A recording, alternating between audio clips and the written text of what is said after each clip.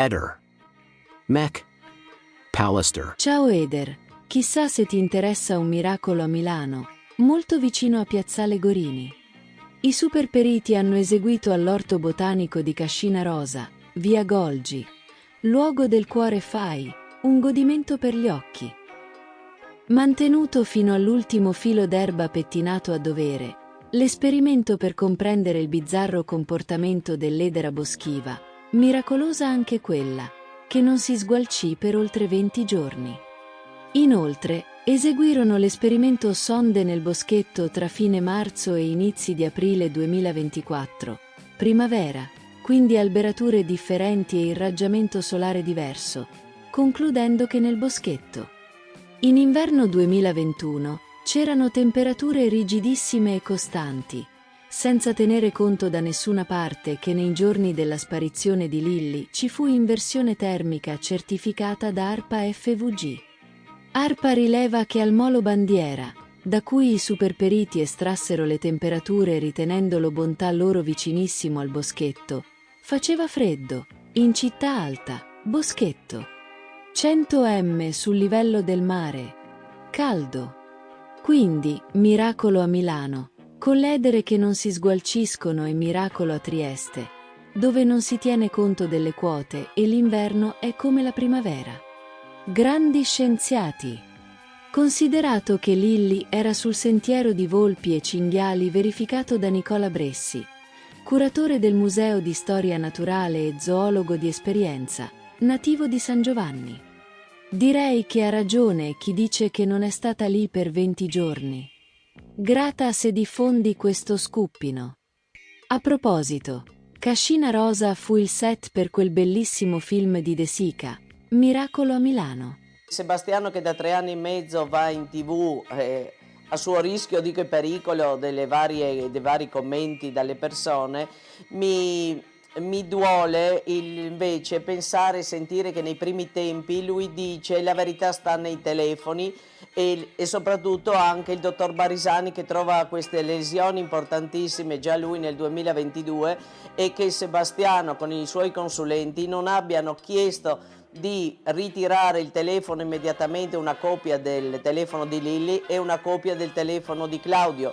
Probabilmente sarebbero già emersi dati importanti da là. La stessa cosa, continuare con il dottor Barisani a portare avanti queste lesioni. Seconda cosa, tutti indagati, tutti avvisi di garanzia.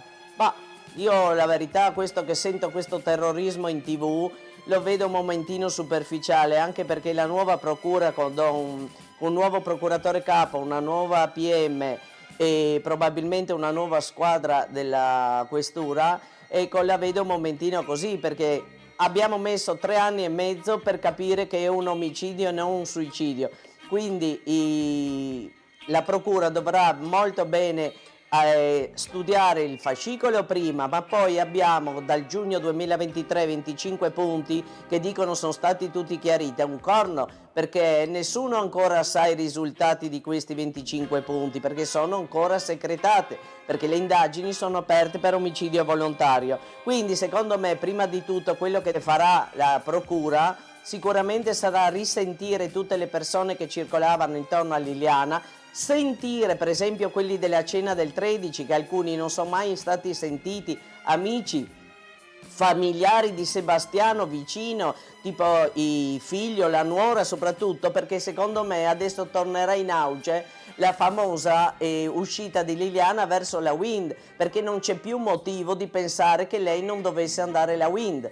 Ecco, perché doveva uscire secondo me ormai con la borsa con le cose dentro, quindi tutti i familiari, anche per capire cos'era sta storia del telefono, sarebbe importante. Se questo canale in questi 4 anni ha ricevuto quasi 60 milioni di visualizzazioni è perché si usa la semplicità e non si fanno giri contorti.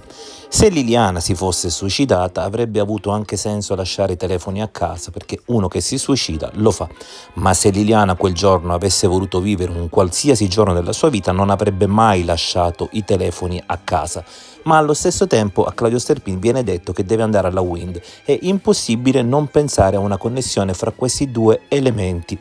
Viene da pensare che Liliana ha detto a Sebastiano che taglierà i ponti con lui, e Sebastiano, un po' per ripicca, le ha detto vattene pure, ma ad esempio i telefoni li lascia a casa perché quel telefono era di mia figlia. In realtà poi si scoprirà che non è vero, però lui così ha detto più volte in TV. Quindi è presumibile che Liliana, nell'andarsene da casa, avrebbe dovuto restituire a Sebastiano i telefoni. Allora lasciava i telefoni a Sebastiano, iniziava una nuova vita andando alla Wind a comprare un nuovo dispositivo per lei. Questo spiegherebbe il mistero del telefono e il mistero della Wind in modo logico. Quello che voglio sottolineare è che credo che dopo 3 anni di secchiate che ci siamo presi noi, banda dei tenaci, il punto fermo oggi è morta il 14 dicembre, ok? Sì. È morta dopo 4 ore dalla colazione, potrebbe anche essere mentre fa la lavatrice, che dice Sebastiano, quindi lei forse ha fatto già colazione, dico io. E poi comunque la dottoressa Cattaneo dice anche che il corpo potrebbe essere stato occultato nello stesso giorno, anche dopo una decina di ore. Adesso, per quanto riguarda i 21 giorni, cosa che credo che abbiamo tutti difficoltà prima, e di tutto io lo dico proprio francamente, sono importanti ma fino a un certo punto, perché abbiamo un punto fermo. Liliana è uccisa il giorno 14, la mattina lei sale in macchina con qualcuno e sparisce. Ecco, questo ormai per noi è un punto di arrivo, perché era un suicidio.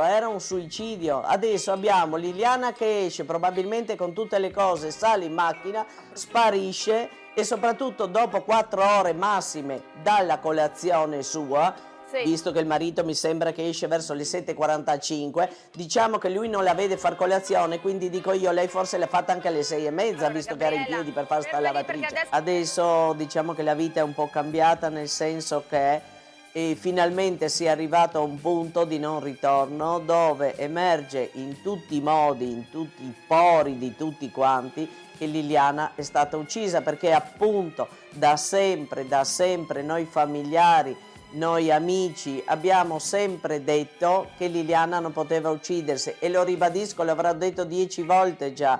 Mi duole il fatto che la procura, gli inquirenti non ci abbiano voluto ascoltare di più, perché avrebbero capito che la persona che noi conoscevamo, che noi frequentavamo, che noi si andava a mangiare insieme, si andava in bici, non era quella Lilli che era chiusa in un imbuto fra 2 uomini. Ribadisco, questo doveva fare, dovevano sentire più le persone, hanno selezionato le persone da sentire. Cioè alla fine io ho fatto anche solo 3 volte, mi sembra.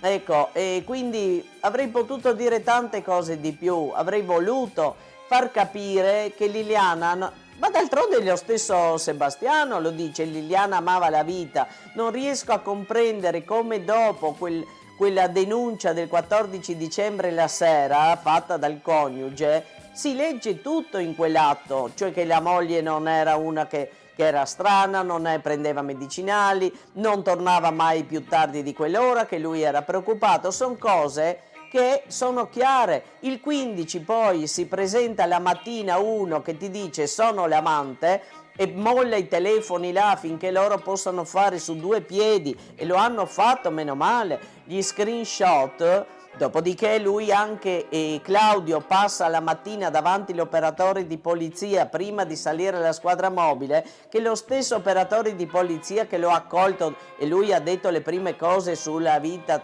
di lei e di lui, dice e trasmette questo alla squadra mobile, dice ma siamo sicuri che questo è un allontanamento volontario? Dopodiché non si sa, e veramente ancora non lo comprendo, come mai le cose sono cambiate, diventa un allontanamento volontario e poi un suicidio a senso unico. Dalle 8:48 via Economo, ecco, dove è la pescheria, e nella cella dove appunto è la riva Traiana.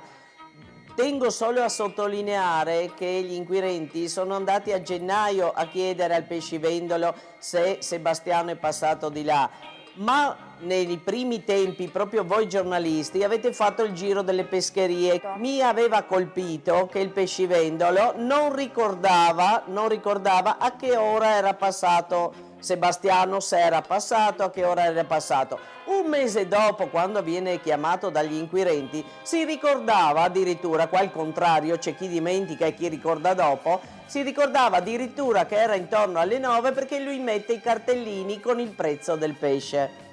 Ecco, e comunque dalle 8:48 per arrivare alle 9:03 in via Carducci, dove verrà rilevato dalla cella Carducci, lui avrebbe dovuto passare e fermarsi alla pescheria di Galleria Rossoni. Non sarebbe riuscito in questi minuti a fermarsi, a scendere, che poi là anche il divieto che non ti dico, a portare dentro nella galleria il pesce e riuscire in quel tempo. Questo lo dico io che sono di Trieste. Probabilmente potrebbe averlo fatto, magari. Ecco, dico per dire, sarebbe stato molto più semplice farlo in bicicletta o con la moto, questo sicuro.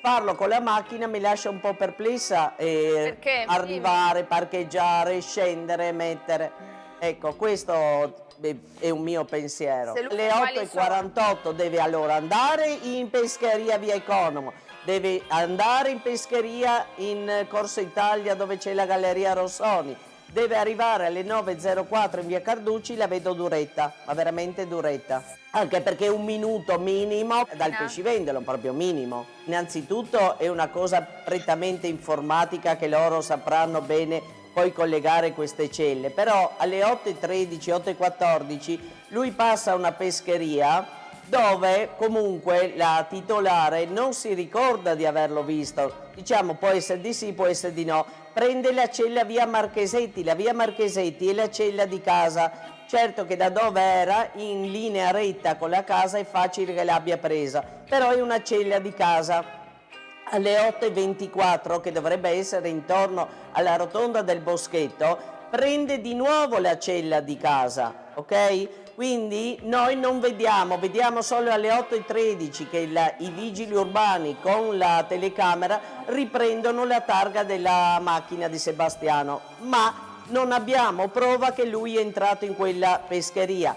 Alle 8:24 alla rotonda del Boschetto dovrebbe esserci lui con la macchina, non lo vediamo, però prende la cella di casa, riprende la cella di via Giulia alle 8:32, quando viene immortalata l'auto dai due bus, cosa che a me ha sempre disturbato, come mai gli inquirenti giustamente fotografano e rilevano dai bus, sia quelli che salgono, quelli che scendono, l'automobile di Sebastiano, lui non lo si vede assolutamente. Seconda cosa, come mai gli inquirenti non hanno preso le telecamere dei bus almeno 10 minuti prima, sia di quelli che vanno in su in giù, perché avremmo potuto vedere chi sale e scende dalla macchina. La pescheria dove ferma la macchina, proprio le persone che lavorano dentro non sono per niente sicure che era martedì, e ti spiego perché. Loro dicono poteva essere martedì, poteva essere il mercoledì, e quello che hanno tenuto a sottolineare, e che mi ha colpito, dico la verità, molto, che lui passava sempre dalle 10:30 a mezzogiorno, e non basta questo. Sottolineano che lui passava dalle 10 a mezzogiorno, o il martedì o il mercoledì, con la bicicletta, la moto e per ultimo dicono la macchina.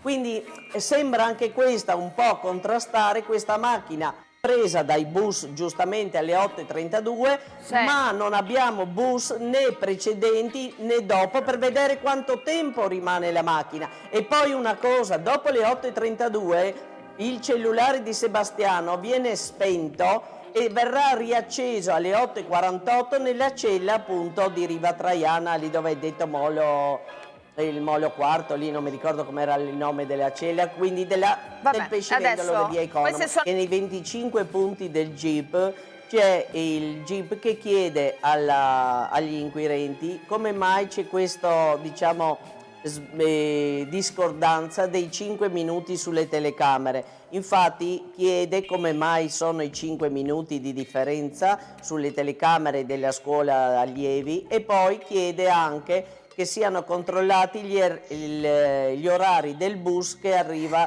praticamente in piazzale Gioberti. Perché questo lo dico? Perché eventualmente se lei è a piedi, quindi esce alle 8:38, se teniamo buoni gli orari della scuola allievi senza la modifica dei 5 minuti, lei esce 8:38, poi circa 8:41 è davanti la caserma, 8:42, 8:43 e che butta l'immondizia nelle isole ecologica, 8:46 lei può essere tranquillamente in piazzale Gioberti. camminando senza andare col bus, visto che non viene rilevato da nessuno, teoricamente potrebbe essere alla Wind verso le 9.05, 9.06.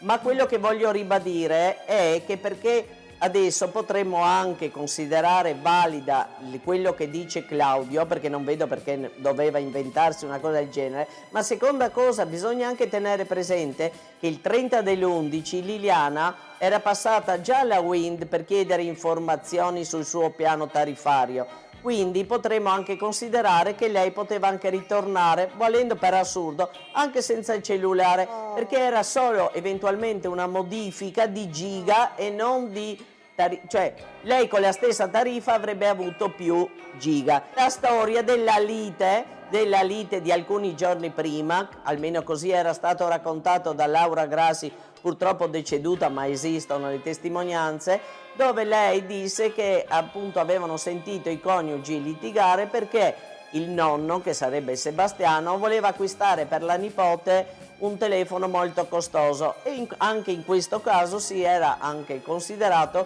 che lei avrebbe potuto scendere alla Wind proprio per capire come fare, logicamente dare la carta di credito, e ha fatto molto strano appunto in questo caso dire come mai è uscita senza Green Pass e tutto. Adesso ai fatti di oggi io sono convinta, dei cellulari non lo so perché ci vogliono sempre i famosi periti informatici, lei comunque esce con tutte le cose perché non ha motivo poi di ritrovare, non abbiamo motivo di ritrovare una borsetta così assurda, o non ritroviamo proprio la borsa oppure doveva esserci tutto il suo contenuto. I consulenti di Sergio avevano anche detto che praticamente tutta la prima decina di dicembre comunque il telefono riceveva dentro nel magazzino suo, quindi avevano controllato i giorni precedenti, le settimane precedenti ultime.